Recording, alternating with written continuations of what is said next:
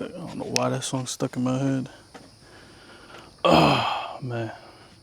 It's been a minute. It's been a minute since I made a video. It's been long overdue. Just kind of been going with the flow of life, you know what I'm saying? I've been meaning to make a video. I also want this to always be enjoyable, you know? I don't want this to feel like oh, look, a butterfly. I don't want this to feel like a chore, you know?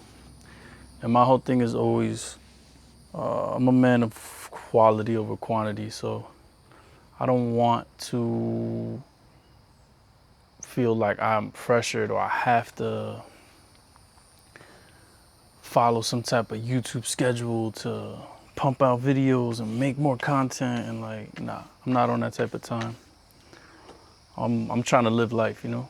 I'm trying to pull away from modern society and modernity and all the fixings that come with, you know, bullshit society.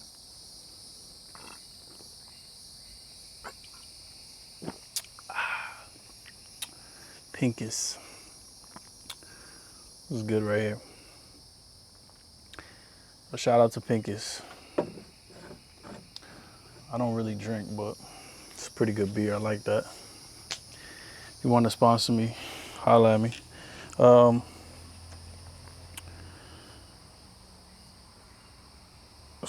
I guess this was a lot of stuff. A lot of stuff's been on my mind. A lot of stuff's been going on. I got good news.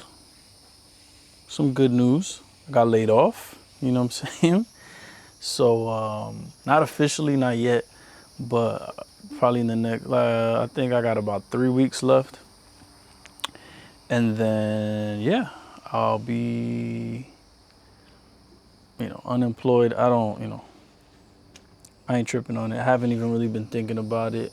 I haven't been stressing it, thankfully, just because I know I'm gonna find something. I'm gonna, you know, have something lined up. So I'm not even tripping on it, honestly. But I did want to touch on that. I guess, like I said, I've had a bunch of ideas, a bunch of videos I want to make. But this in particular, since it's so fresh and so recent, I wanted to touch on it. And why, you know, I'm not mad, you know? I don't think anybody is. Like, so for one, I don't even know what I'm gonna title this video. This is kind of gonna be a rant. Like I said, I just had a bunch of stuff that I want to get out there, so it's just me kind of spitballing. But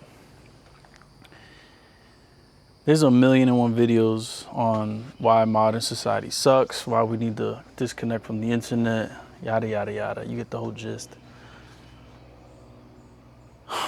But I guess I figured, you know, I'll throw my hat in the ring and give my 2 cents on how I feel, why I feel that that's true. For one, I want to share some thoughts I had.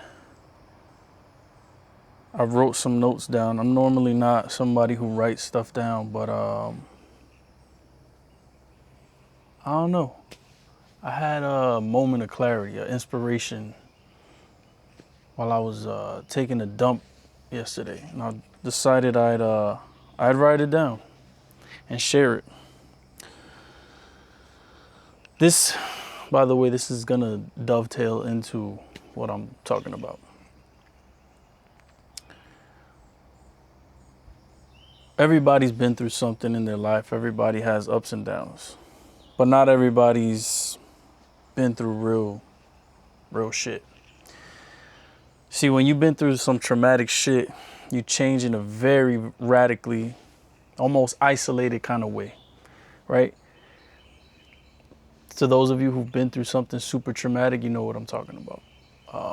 Not everybody, like I said, everybody's been through stuff. Not everybody's been traumatized or has like some form of PTSD. But for those of you who have, you know exactly what I'm talking about. It feels super duper isolating. It feels like you kind of like on an island. It feels like you're alone, like for real.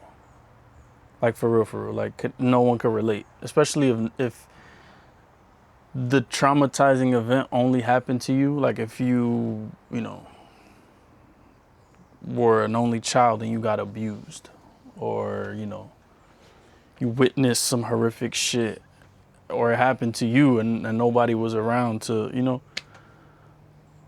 partake, if you will. Trauma takes you into a parallel universe. It grabs you by the neck and flings your ass into an alternate reality, which is fucked because you're simultaneously still having to navigate this one. But it changes you in a dramatic way. For some people, it's for the worst, then the best. Like in my case, it definitely, you know, the last 2-3 years have been the most traumatic, life-altering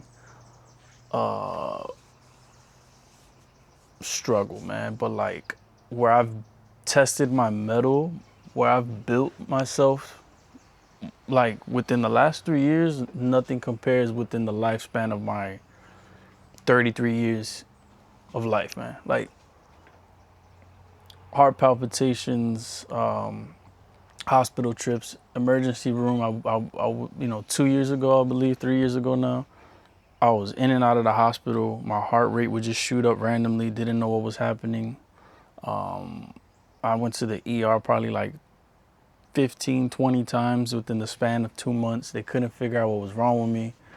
I went to a cardiologist, had a full workup done.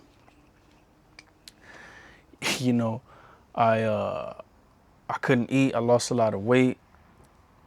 They couldn't figure it out. I stayed in the hospital until, you know, I kept pushing and telling them something was wrong. They kept gaslighting my ass, saying I had anxiety and I need to hop on SSRIs and I need medication. And you know, I saw firsthand how broken and fucked the system really is. I mean, it's not really broken. I mean, it's intended. It works as intended, which is just, you know, I'm grateful. I don't want to sit here and sound like, you know, this like wham bitch about like society sucks, you know what I'm saying? I'm not I understand that in life, you know, everything is balanced out, man. Life is a double-edged sword. You know what I mean? Like it's good and bad. It's not good or bad. It's good and bad. You know? A lot of modern things are fucking wonderful, but all in all, like overall is you know, it's designed to it's designed to push you down, to snap you the fuck up and keep you in the dirt. It's not this system, this society, this world, this, you know, all this shit, the governments, whatever you want to call it, is designed to pigeonhole you. It's designed to put you face down in the dirt and keep you there and keep you, you know, it keeps its foot on your neck and presses and presses and presses and presses down on you. This shit ain't designed to build you up, to pick you up, to make you better. It's not. But like I said, there's good and bad in everything, and that's the comedy and the tragedy that is life, right? That's the irony of it all, is that while it is designed to break you, there's nothing greater than these, you know, these skill checks. To all my Dark Souls fans, all my, you know what I'm saying? If you play any soulsborne games, you know that when you come across the first, you know, like in Bloodborne, your first real skill check is Father Gascoigne. In Elden Ring, it's Margit, I believe, whatever the hell his name is. But these skill checks, they're basically there to make sure that you as the player are properly leveled, that you're at where you're supposed to be up until this point in your journey, right? And that's in any game, really. It's designed so that you're leveling up accordingly to where you're at. You're supposed to be at And it's the skill check is making sure that, okay, like you've mastered the skill set that you've been given up until this point. And while again, you know,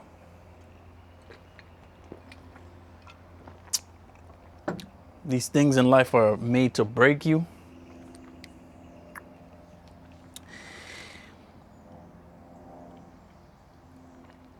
it's ironic that it actually, there's no greater gift, man, because it nothing can strengthen and build your character, your mental fortitude, your physical strength. Nothing can make you better than the trials and tribulations that we all have to face.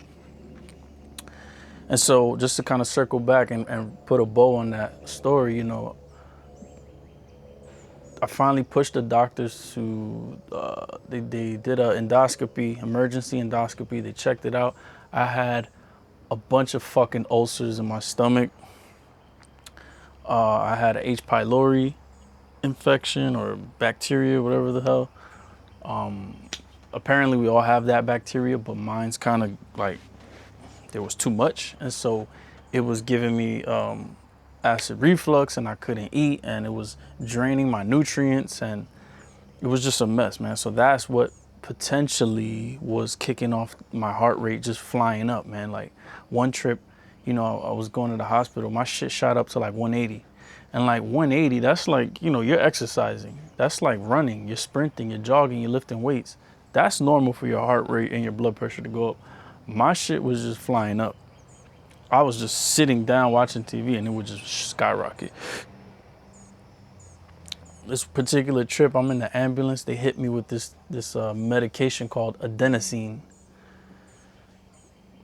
From my understanding, what it does is it stops your heart. It kind of just hits the reset button on your shit.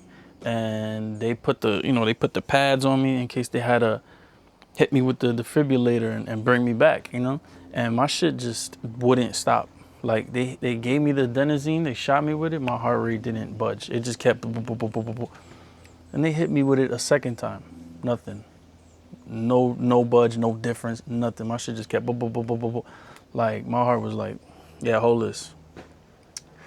And mind you, a little bit of context. I grew up, thank God, healthy. I didn't really have no health issues, no weird things. Headaches and stuff, like migraines and shit, but like nothing crazy, you know what I'm saying? Like I didn't really have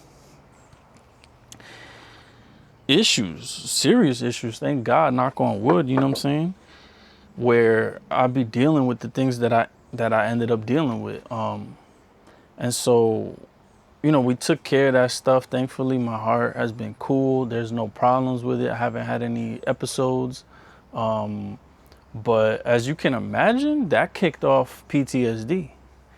That kicked off some serious traumatic shit in my head where like nothing was ever the same for me. Like I've experienced anxiety and worry and stuff like that, but nothing to that level. And as you can imagine, that just set me on a roller coaster ride through hell of just constant worrying, stressing, panicking, just straight full blown. You know, I had at the same time, because of the rampant anxiety and the panic, I was dealing with insomnia. I couldn't sleep right. I thought I was just gonna die. I had derealization, depersonalization, all that shit, all of it. I mean, it was a nightmare, essentially. It was a fucking nightmare. And, you know, just when I thought I was picking up the pieces and everything, you know, all right, it took months, but finally we got a game plan. I healed my stomach, thank God, everything was going well. Little by little, I start going back to sleep. I start getting sleep again. No medication, mind you. They offered me all types of shit. You know, I went to a psychiatrist. They gave me some meds that I tried. But like I took it once and then I was like, fuck this. Like I'm gonna fight this shit, you know, gut style, berserk, you know. I threw on my armor, black swordsman, and I went to war, man. Like I grinded through no SSRIs, no medications, none of that. I'm not a fan of any of that stuff. I don't want, the side effects, none of that. So to me, it was like, by the grace of God, I was able to come out of the other side of that shit. But I wasn't unscathed, man. I didn't leave unscathed. And well, I thought it was finally over, and I thought everything was gonna be okay, back to normal life. Boom, I get hit with the cancer diagnosis. Foot on your neck, foot on your neck. Life is just a series of skill checks, a series of skill checks, and I'm not a fucking masochist. I'm not sitting here saying, oh man, like I love it. I love pain and I love bad shit happening. Hell no. Hell no. Absolutely not. Absolutely not. But I'd be lying to you if I told you that I didn't gain so much within these last 3 years that I could have never gained had I not faced these skill checks. I mean, growth, wisdom, strength, power, foresight, gratitude, just immense blessings. Like, it's just the dichotomy that is life, man. It's a double-edged sword. And it wouldn't be possible without the shit that I had to face. Where was I?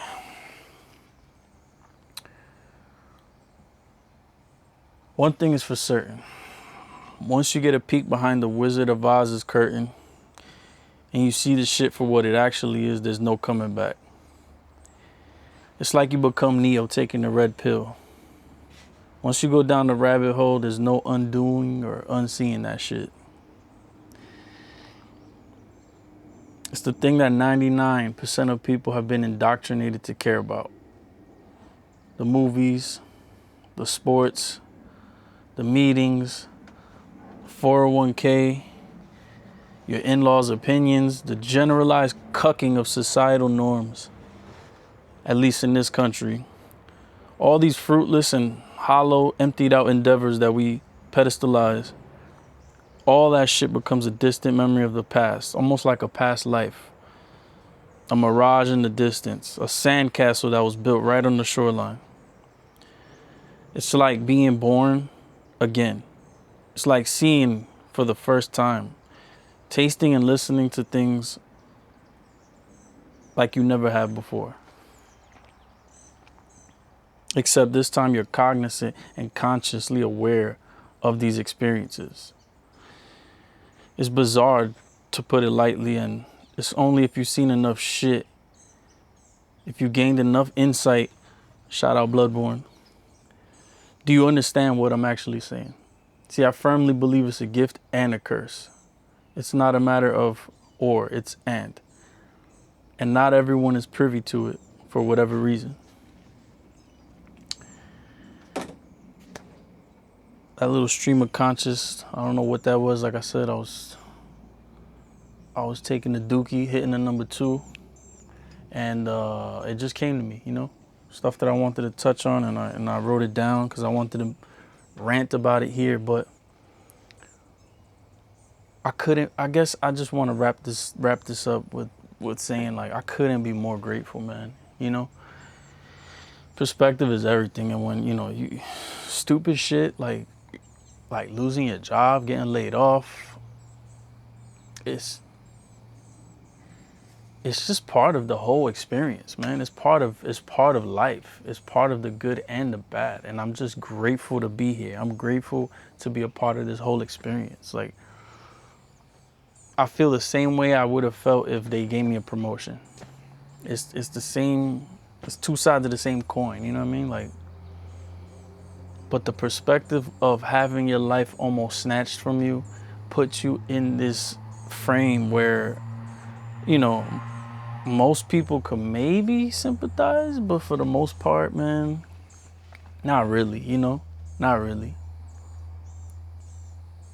We all in our lives face a dance with the devil, but not all of us persevere. Not all of us can this damn screen. I don't know why this screen be locking up on me like this.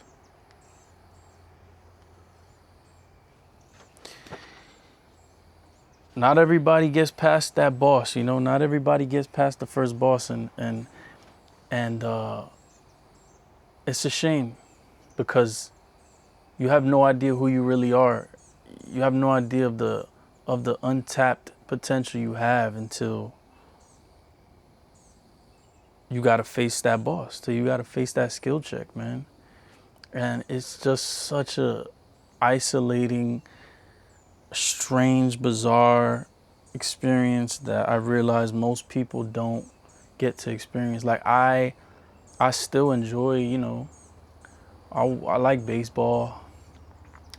I like, you know, cars and games and, you know, just like mundane day-to-day distractions. I'm not like against it, but man, it ain't the same. It ain't the same. Life just doesn't hit the way it was. And you just really feel like, wow, like where the hell am I? What is this? It's like I said when I wrote that stuff, you know, life just becomes like you starting over again. But this time you're not a baby where you don't remember your first, you know, your first bite of a fruit. You don't remember seeing your mom for the first time. You don't remember these things. But it's almost like a rebirth, man. It's like a phoenix rising from the ashes. My perspective on things is so different. And these last few weeks, I've been super just grateful for everything, anything and everything. And it's crazy. It's just something I wanted to share and something I wanted to touch on. And it's crazy to think that we all face our own trials and whatnot, but not every one of us can get past it. So if it's one piece of advice I just want to leave and wrap this video up with is, you know, to quote, I guess this is a damn Dark Souls inspired video, I don't know. But to quote one of my favorite games, man, don't you dare go hollow. It's something that I was constantly reminded of and repeated to myself when I was going through my chemotherapy treatment was, don't you dare go hollow. Don't you dare go hollow. Don't give up. Don't ever give up, because you don't know what amazing things wait for you on the other side when you don't give up. Yeah. Don't you dare go hollow. Cheers.